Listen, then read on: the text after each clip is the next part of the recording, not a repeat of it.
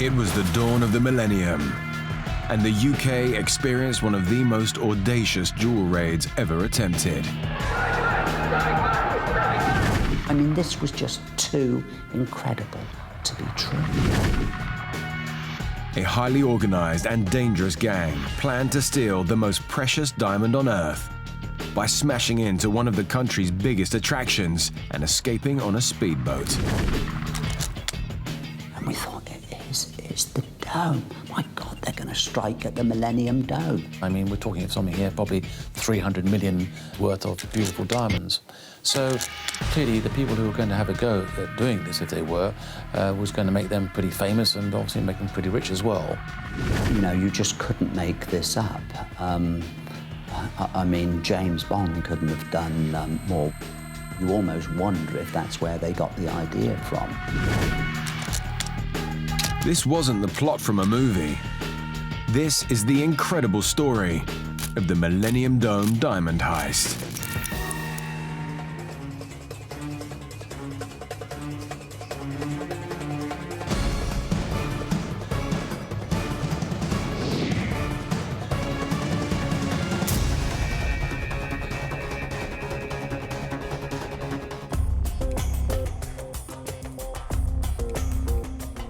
The Dome in Greenwich was built as the star attraction for the Millennium celebrations. When it opened in January 2000, its organizers hoped it would draw in hordes of visitors, but the crowds didn't come. Instead, the struggling attraction became a political football. Just 11 months on, in November that year, the troubled site was the scene of one of the biggest ever heists on British soil. A highly experienced gang drove a digger straight into the attraction, attempting to steal the Millennium Star, a diamond worth a colossal £300 million. The plot had begun many months before.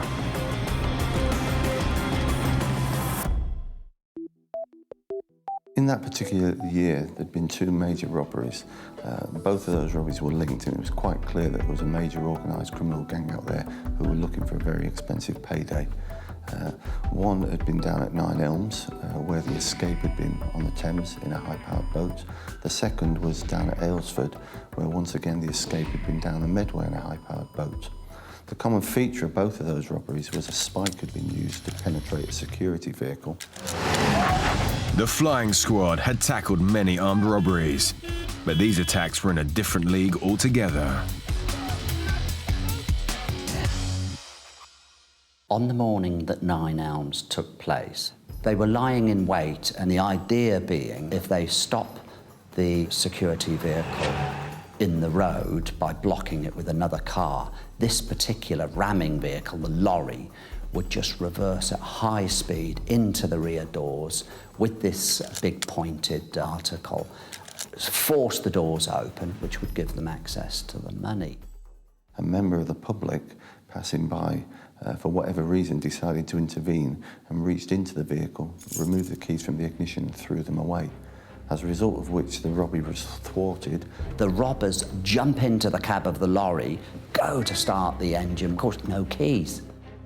So they're tapping around the pockets and everywhere else. Even attempts to release the tailgate with industrial cutters didn't do the trick. And then a decision was made by one of them to suddenly say, right, we've got so long to do this. If it goes wrong, that's it, we can't do any more. That's a sign of their professionalism.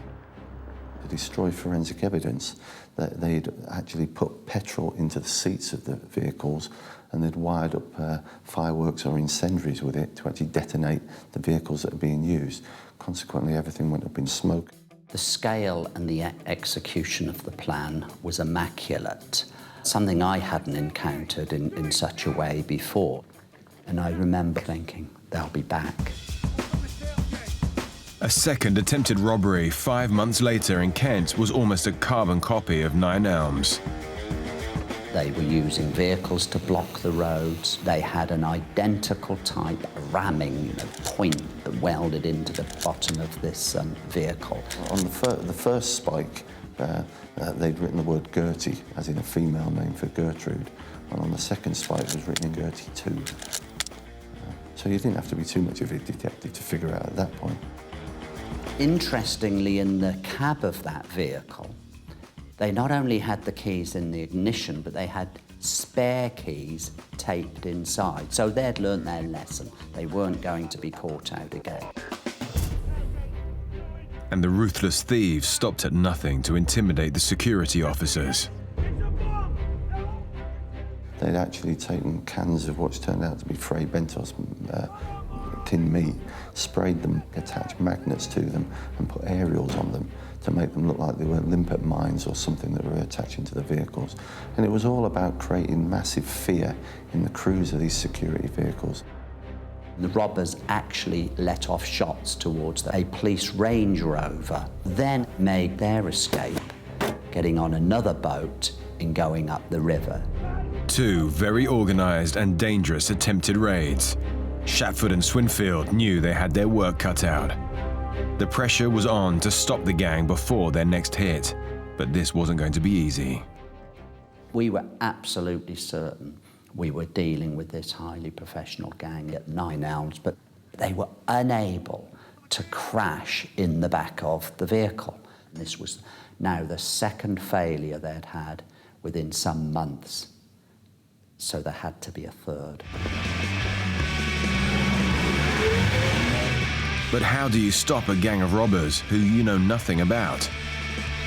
Shatford was in a race against time for leads. We had an amazing break, which was a piece of everyday but nonetheless brilliant police work. There'd been an operation running down in Kent by a police officer looking at stolen plant equipment. And by that I mean generators, roadside equipment. And he had been centering around a family down there called the Wenhams, where he recognised this flatbed lorry as something he'd seen there previously. We ran the vehicle numbers through that database that were at the scene in Aylesford, and one of the vehicles came up as being the one that was at that farm. So for the first time, we get coming into the inquiry the family Wenham, and as a result of that and the link to the Aylesford robbery, we started our surveillance around that farm. The hunt was on. Now that was an incredible breakthrough for us because we thought, well, we've got a starting point. And we then worked very closely with Kent, and I deployed for a long time down there, flying squad officers and highly trained surveillance officers from a specialised unit at Scotland Yard. And they were living in ditches, in trenches for days and days on end. We did start to get a picture of people arriving that we believed to be the gang.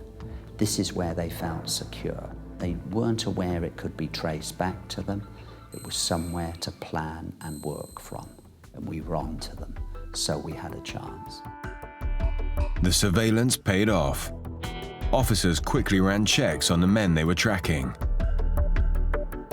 Lee Wenham worked in his family business selling scrap metal and owned a number of farms in the area.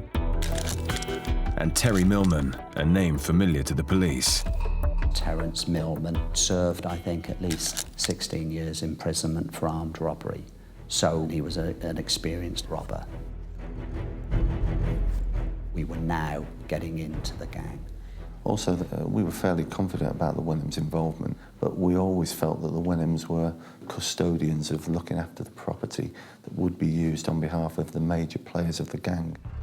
And it didn't take long for this theory to be confirmed. One day, we saw a new person turn up at the farm, and he turned up in a vehicle with blacked out windows, and he looked your epitome of the South London gangster. Myself and the officers looked at that individual, and straight away we registered that this was somebody new who we needed to know more about. That man was Ray Betson, a prominent underworld figure with links to organised crime and a reputation for violence. All the men identified so far had records, but officers needed more. Shatford and Swinfield had to know the gang's next target, and fast. Soon, another piece of the jigsaw would lead them closer to their answer. It was after looking at hours and hours of video footage where nothing happened other than the normal activity on a farm.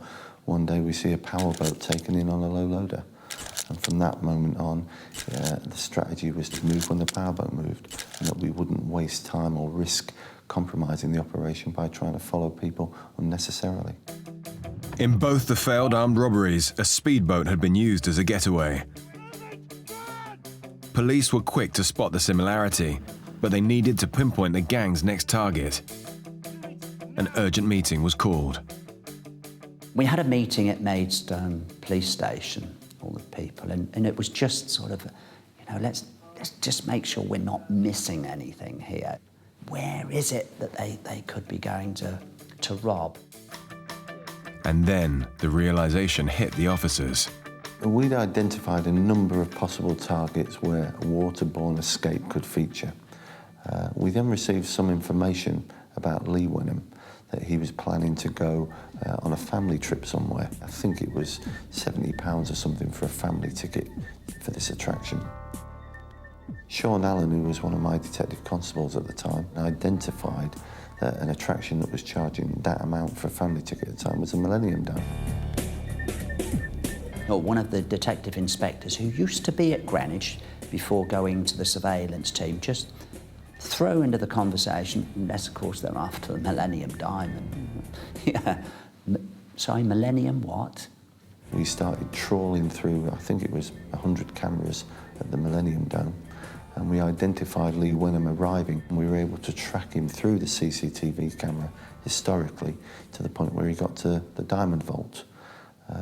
Once in the Diamond Vault, he paid more than casual attention like a tourist would to the diamonds, and he was actually in there effectively scouting the alarm system, having a look at the cabinets, and he was doing all this whilst in the company of family members to give him an innocent role there.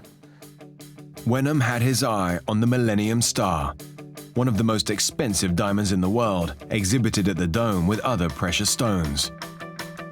This diamond was so rare because it had no flaws, no imperfections whatsoever. Could the gang really be considering this as the target for their next payday? You know, it's too impossible. This is too impossible to be true. It was one of those moments where suddenly it's like everything freezes. And, you know, within inside me, I had this little boy jumping up and down, going, this is it, you've got it, you've got it.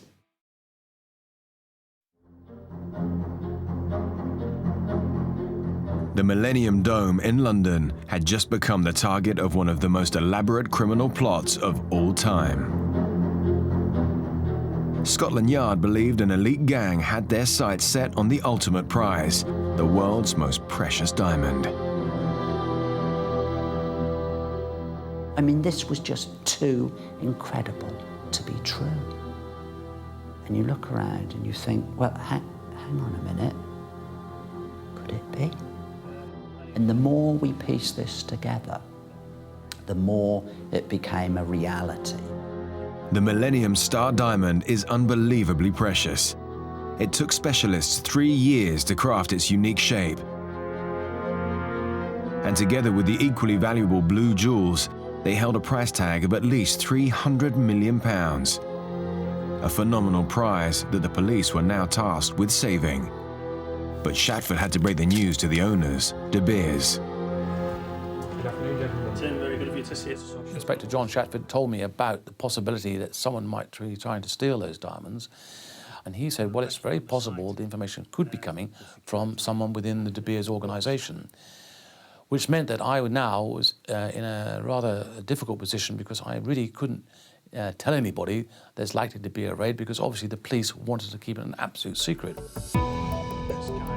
The news of an imminent attack came as a shock to Thorne, not least because of the sophisticated security surrounding their diamonds.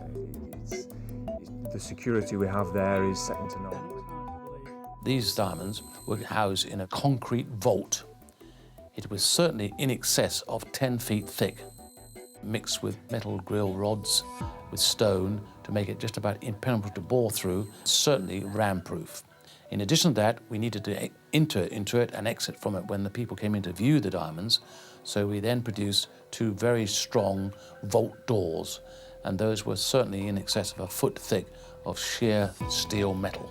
And there we had to make sure we had specially designed cabinets to withstand, again, a physical attack trying to penetrate into where the diamonds were.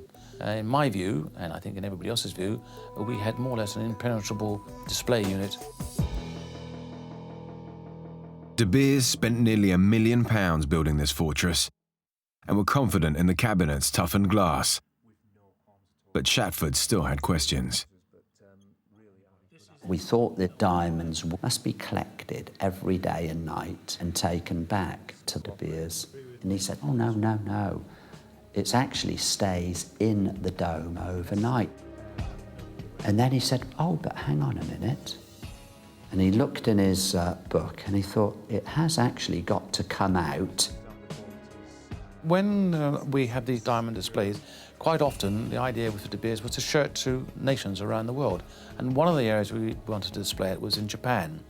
So we were going to then move the diamonds from the Millennium Dome and take them to Heathrow and then fly them out under escort all the way to Japan for display in Tokyo. I thought, that's got to be it. It's coming out. It is the only opportunity that they would have to steal that diamond in transit. With the diamonds being moved, the flying squad had a tricky job on their hands. Heists on this scale don't come into the office every day, and the sum involved put this in a different league to the previous attempted raids. Convincing his bosses of the imminent danger would require all of Chatford's persuasive powers. I had to convince my own superiors that was the way ahead as well, and that was not altogether easy. They wanted a really, really careful breakdown on everything that was going to happen, and for a while it looked like they were going to say, we can't do this. We're going to get him. OK, John, I'll talk to the Assistant Commissioner. If we're saying this is too dangerous for us to deal with, we are the police. There just isn't anyone else.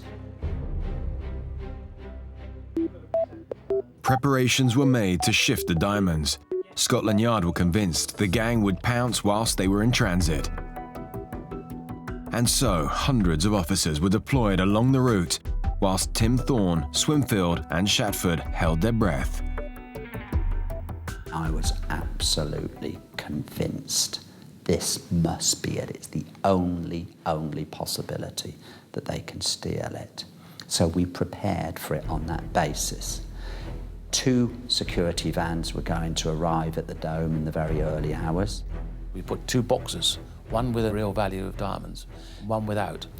So had they been attacked, then they would need to have broken probably both vehicles to ensure they had stolen the right goods.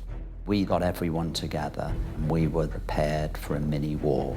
I had helicopters on standby, specially trained SO-19 firearms officers. We'd taken over tower blocks, we'd taken over the roof of Canary Wharf. When the security vans arrived, and we thought, this is it, this is it. The vans came in and we're thinking, well, there's no sign yet of them. Where's it going to happen? I think a white van drove close by. Everyone became suspicious. The diamond was picked up and it drove off. Nothing's happened. A good place to block would be the Blackwall Tunnel that it was going to drive through. And we could also lose radio signals amongst that. So we were following it close and we were ready for everything to happen. And we followed that stage by stage all the way back to De Beers headquarters in central London. And nothing happened.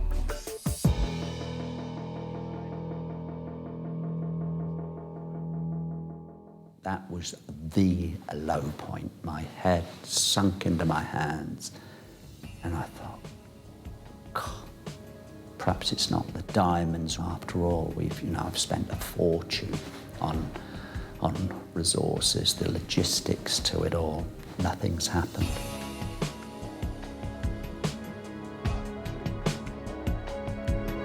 So what now? Scotland Yard had ploughed everything into this huge operation with no results. If the diamonds weren't going to be stolen in transit, where would they be? I went back to my office at Scotland Yard and I sat there and I'm trying to then just piece it together. Quite out of the blue, I got a call from Sean Allen. And he had actually seen an armed robber that he knew called Raymond Betson with another person, and they were actually tracking them around the dome, and they were clearly looking at the place where the Millennium Diamond was being stored, the display. Surely to goodness they're not going to do this when the dome's open.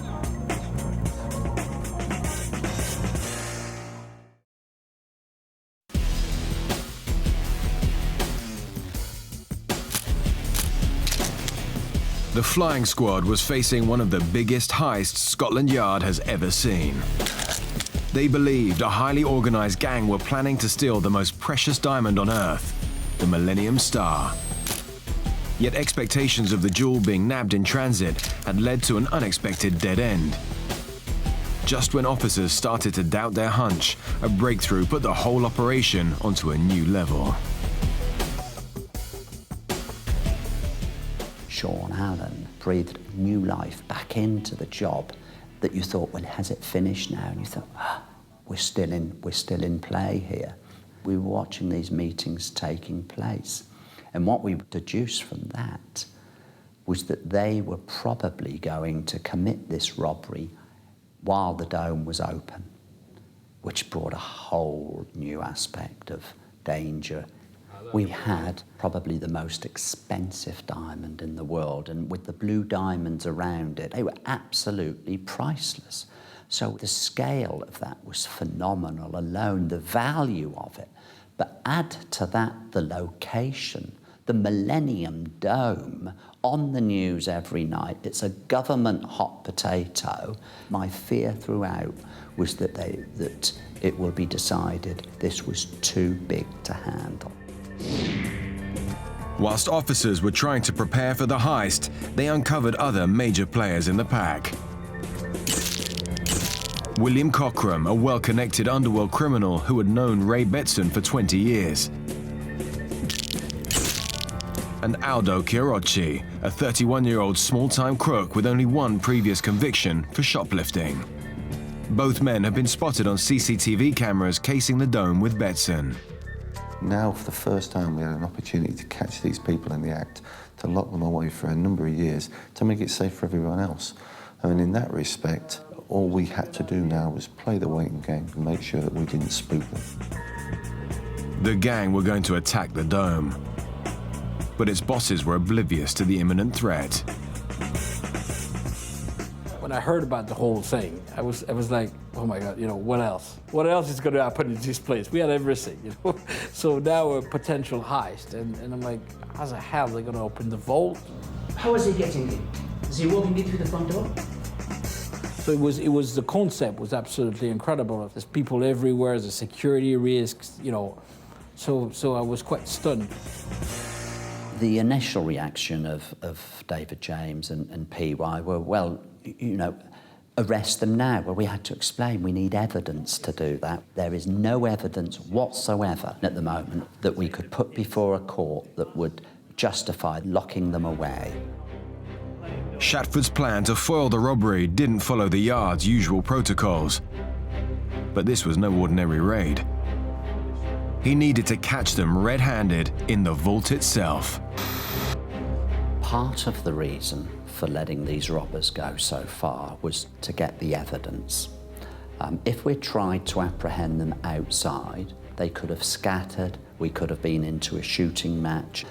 But by actually letting them go ahead and controlling that, once they got into the jewel house, we could control them in that room. And I said, well, you're going to catch them as soon as they enter the perimeter, you're going to jump on them and this is over. He says, no, we have to let them go through the vault to get through the action. It was very important for the police to get them, with their hand in the sack, really. Otherwise, you get 2 years and they're going to attack somewhere else. So the kind of catching during the actual report, I had a serious problem. You're going to tell me they have to risk their lives and the general public, and by the way, I cannot even warn them because I'm sworn to secrecy. Put yourself in my shoes. How the hell am I going to sleep at night? We left having very clearly, very strongly put our views across, and I must say this was on both sides as well. We shook hands, we left, and we left it that David and PY would get back to us. And I know that they were going to refer back to government who had responsibility for this. And my immediate thought was, well, I think this is just not going to happen. However, this was one element of the operation Shatford was happy to be wrong about. To my utter astonishment, the politicians actually said their advice was, well, look, if the police say this, leave it to the police. Let the police deal with it. Even though all parties were now working together, they still had very little to go on other than suspicious activity. One element of the gang's movements was particularly puzzling to officers. We had seen a number of plant-style equipment being taken on and off the farm as part of their daily routine. And seeing a JCB on a farm doesn't attract a lot of attention. When it became obvious that the JCB was being adapted from a JCB to resemble a tank, that it then became significant. We were trying to work out forever what the JCB was for. Possibly, I thought, they might be pretending to be workmen digging up the road outside. Maybe they even had knowledge of where the electrical cables were and could do something there in cause confusion. As the guessing game continued, the flying squad was still in the dark about when exactly the gang would strike. We knew that the boat would be key to this. And all we need to know that the boat had been moved, then I would put people to the dome. But this tactic proved to be a costly move. We did have some false alarms where we did deploy when the boat was moved, but for one reason or another, it never came to it. I mean, we even hired our own vehicles, and we would smuggle firearms officers in the early hours, 2, 3 in the morning, in the back of lorries. We always had it in the back of our mind because there had been false dawns and aborted attempts that we never considered that the job was going to be there until it actually was. And more issues were just around the corner. On top of the false starts, the team found themselves with a massive security threat when the IRA launched a missile at the headquarters of MI6 just up the river.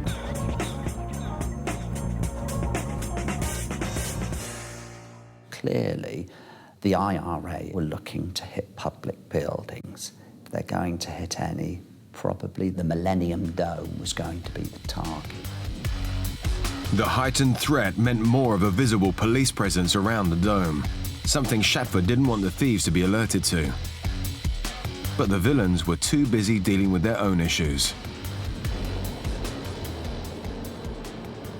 On one occasion, they put the wrong fuel in the boat, and the boat slotted to a hole. Surveillance on the thieves turned from weeks into months. The flying squad were constantly on a knife edge. On another occasion, when they were travelling up there to do the job, there'd been a road traffic accident. Thousands of pounds and resources were being pumped into this operation, but the gang just didn't appear to be ready. Then one astute officer realized a key element that could save the police a lot of time. And it was one of the firearms officers actually who came up with it. He said, well, hang on a minute, the tides for the Thames go in 2 weekly cycles. And we noticed that each time we deployed was on a high tide. So we realised that to be able to get that boat properly in position, the robbers were relying on a high tide. So this gave us another critical window. And the reason that you had about 30 minutes on the turn of the tide to actually get across. If you missed that 30 minutes, then you were just struggling in the mud. For once, luck was on the side of the officers. The gang, however, had one problem after another.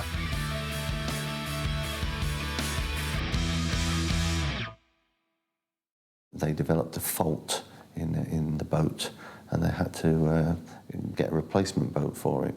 And we did surveillance on Terry Millman, who went and purchased a new boat, and quite kindly for us, he paid for it in the name of Terry Diamond.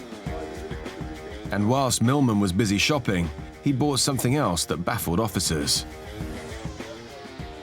We also knew that shortly after he had acquired a Hilti gun, a nail gun. As the gang were fixing hitches and tooling up, a newspaper got wind of the operation. This was the last thing Shapford needed. The editor of the People said that this is going to happen any day now. And I thought this will be their news and it will stop it happening. But very magnanimously and correctly, of course, the editor said it was a police operation, so they didn't run the story. That gave us another chance. But the reprieve was short-lived. The media may have backed off the operation, but rumours of the Dome closing were rife. In the news, they keep saying the Dome is going to close earlier. The Dome is going to close earlier because of one reason or another, and that was going to happen any day. And you think, no, don't close it yet. They haven't tried to rob it yet, for goodness sake. And as tension reached fever pitch, the gang made last-minute changes. New recruits were drafted in at the 11th hour. Robert Adams, known smuggler and career criminal. And a new boatman was also urgently needed after the original pulled out. Enter Kevin Meredith.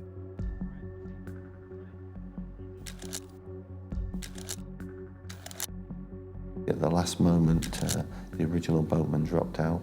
Betson needed somebody to replace him, and because of old allegiances, he went down to Meredith and asked him if he would help him out and do him a favour and drive the boat on this particular occasion. And for that, he would receive a part payment, as it were. Meredith wasn't a career criminal. He was running his own self-employed business as a boat person down in Brighton.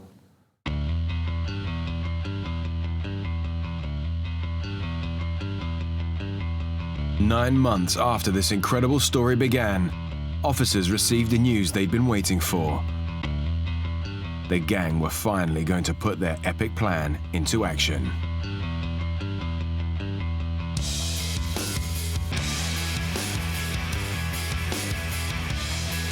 We deployed and started drafting people in the lorries, well rehearsed again, and I'd given a briefing with John Swinfield. We had Sean in the control room, and we're there with a few of us in this room.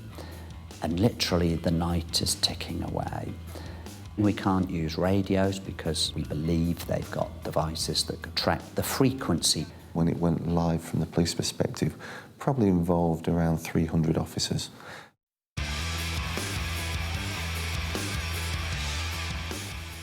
Our staff who were going in were dressed as workers, cleaners. We had other people who were dressed as tourist guides, concierge, reception staff. We had firearms officers with brooms and bin liners with MP5 submachine guns in, because it was the only way we could get them close to where the activity was going to be planned. And as the police prepared for the showdown, so too did the gang.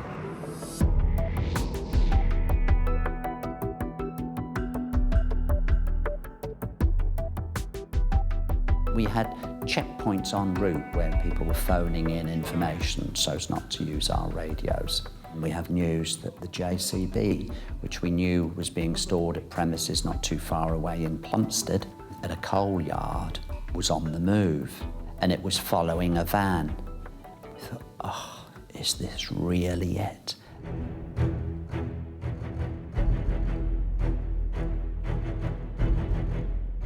Within De Beers itself, we had an operational room in which we had monitor screens, telephones, and we had brought in 2 men to keep a monitor on those as well, and obviously a direct line to John Shatford, who was going to let me know when the vehicle started up. And sure enough, he said that the JCB was on the move, and we were then able to stand by there waiting for them to arrive outside the vault, because our cameras were inside and recording exactly what went on in there. Police needed to know that they had arrived at the vault, so I would say the code word. As all 300 officers took their positions, Shatford and Swinfield prayed their intelligence was correct. If the gang detected anything, they would abort and blow the whole operation. But they were on the move and making their way to the target, straight into the trap. We watched the JCB take up a position further than any point it had ever gone before.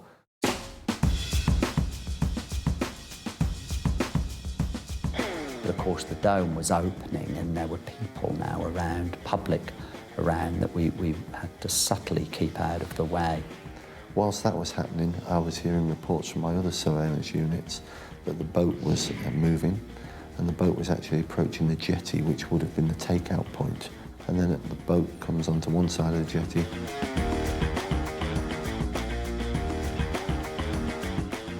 And it seemed to get outside the perimeter. We thought, well, what are they going to do? They won't crash through it. I mean, that would be too obvious. And it's rocking back and forward. And thought, what's happening here? And then all of a sudden, it just took off and just crashed through the perimeter, and it is heading for the dome.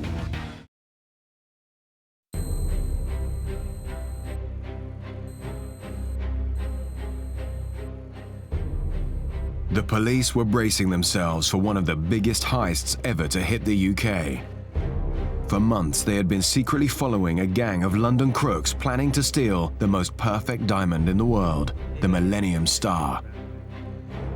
False starts and mishaps had so far dogged the gang and the police, but now there was no going back. Officers had just watched as the gang brazenly smashed through the dome's perimeter. Mark, what's on 3? This is it. Everyone's now getting ready. And then the boat comes onto one side of the jetty, and the JCB starts its run. At that moment in time, it was all systems go.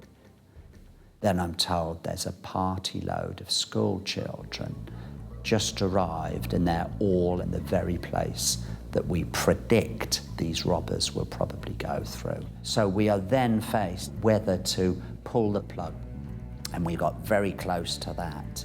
But what we managed to do was magic these kids away very quickly with the security at the dome into a nearby restaurant.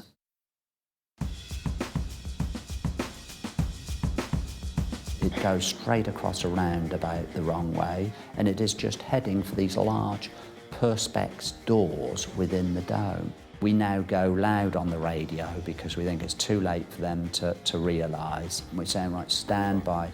Just get people out the way just so we can make sure that the public are covered by police officers. And it crashes through suddenly these big perspex doors in the dome, moves right around outside the jewel house. Off jumped the 2 men who were going to assault the cabinets. They had respirators on, they were carrying sledgehammers. One had a sort of water pistol that had been sprayed to look like a machine gun, and they went roaring into the actual vault where they started to attack the cabinets. First of all came up against the Millennium Star, and then they got this Helty gun out and fired quite a few rounds into the side of the glass. The other man then went into the display cabinet showing the blue diamonds. And the reinforced, tamper-proof glass protecting the diamonds proved to be no more than a small inconvenience for the thieves. The glass for the Millennium Star was to be able to withstand a minimum of half an hour of a person swinging a very heavy hammer, such as a sledgehammer weighing about 16 pounds. It's reinforced, specially purchased glass casing, which will take 35 minutes, took 35 seconds for them to penetrate with the hilty gun, the nailed gun, which heats the area, and they followed that on with sledgehammers, and they were through, and it just needed a hand to reach in and take the diamond. Meanwhile, Betson continued sitting outside, revving the engine up ready for the getaway. We saw these smoke bombs being thrown, which are causing absolute pandemonium. I gave a code word, which was Jaguar. And then, probably one of the best moments of my service was I called the attack with Mr. Shapford, and they were taken out by the firearms officers.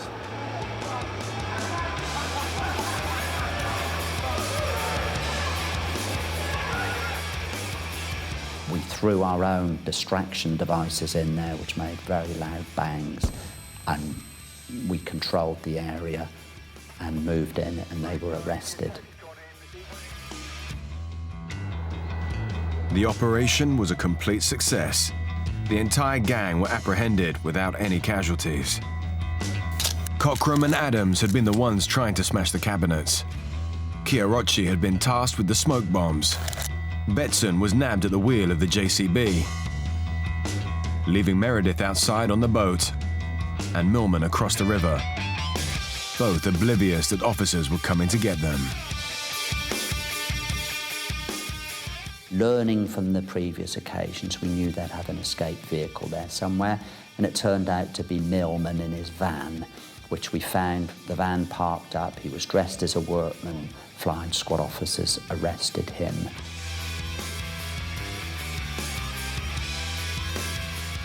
We had helicopters swooping down on the boat to make sure that was secured, and flying squad officers going to the boat with firearms officers. Remarkably, as the gang was nicked, the dome remained open. Staff members, oblivious to the heist, were also dealing with questions from confused members of the public. Actually, the general public was never close. The few of my guys on the way who met the police running with guns were concerned, but nobody was hurt. And after, it's the biggest moment of relief of my life. You know, it's happened, it's over, let's move on. So now, what are we going to say to the staff now? For Scotland Yard, everything had gone exactly according to plan. But for the robbers, their cunning plot was about to land them lengthy jail terms. And to add insult to injury, the police and De Beers had a final laugh. When the diamonds came back from Japan, that perhaps this wasn't sensible to put them back into that Millennium Dome, knowing that this attack would occur. So we replaced the real Millennium Diamond with an exact replica, except it was false. It was still worth a couple of £1,000. It was that good. But it was a sensible precaution to take. In their defense, some gang members claimed there were others involved. The gang was saying that there was someone called Tony who recruited them, who had got away in a van. They were also trying to make out that this particular individual was a police informant, that they'd been set up in all different ways. It's absolutely fictitious. Indeed, a white van was spotted with the JCB on the day, but drove off into London. The police have always maintained this wasn't a key element in the inquiry. Betson was also quick to try and play on a link between him and a police officer. Betson had a brother-in-law that was a serving police officer, Michael Waring. He tried to implicate him in the crime by saying that he had had some involvement. There were informants involved and all sorts. There was no informant whatsoever. The real diamonds never made it back to the Dome, and the attraction met its untimely end, closing its doors on the 31st of December. As the media fed on the frenzy, the Dome raiders faced the courts. Ringleader Ray Betson received 18 years for conspiracy to commit robbery, along with sidekick William Courtroom. Aldo Chiarocci was given 15 years, as was Robert Adams, whilst outsider Lee Wenham got 4 years for conspiracy to steal. Boat driver Kevin Meredith, the only one to plead not guilty, received 5 years, and career criminal Terry Millman died of cancer before getting to trial. The gang never reached their prize, but what would have been the diamond's fate if they'd been successful? Well, we had some information, I suppose speculation more than, or intelligence rather than evidence, that there was a connection with the Russian mafia. And we'd found out certain writings on bits of paper in Marbella and false letterboxes that could have had Russian content to them. Try as we may, we could never actually get to the bottom of that, so it does remain a mystery. When people who have stolen jewellery, particularly and stones and pieces like diamonds, the value on trying to sell them on is reduced by, I would say, 90%. So we don't know exactly what would happen to that Millennium Star. And the same with 11 Blues. Those are unique. They come probably from the premier mine of South Africa. There are no other blue diamonds like that in the world today. And I would think it's just about near impossible to sort of be able to sell those in their original form. The most precious diamonds in the world have since been sold privately, and their whereabouts is now a secret. But the story doesn't end there. The Millennium Star was originally cut from a rock the size of a man's fist and is believed to be the tip of a much larger piece. That is still out there, somewhere.